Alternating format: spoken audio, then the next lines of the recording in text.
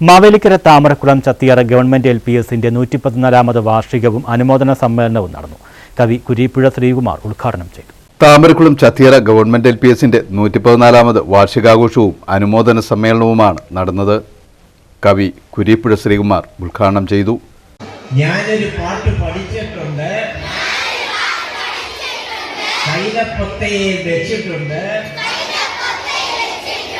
അപ്പം തന്നാൽ ഇപ്പം പാടാം. ഗ്രാമപഞ്ചായത്ത് പ്രസിഡന്റ് ജി വേണു അധ്യക്ഷനായിരുന്നു. സ്കൂൾ വിദ്യാർത്ഥിയും ഫ്ലവേഴ്സ് സ്റ്റാർ സിംഗർ സീസൺ 5 മത്സരാർത്ഥിയുമായ ഇശലിനെയും കലോത്സവ പ്രതിഭകളായ വിദ്യാർത്ഥികളെയും ചടങ്ങിൽ അനുമോദിച്ചു.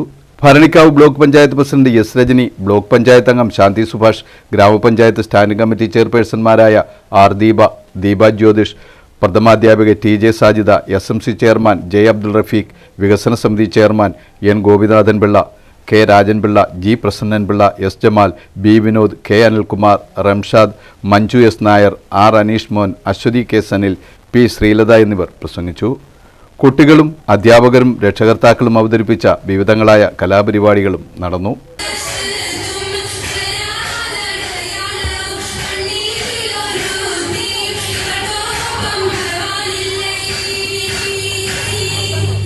News bureau, Charummood.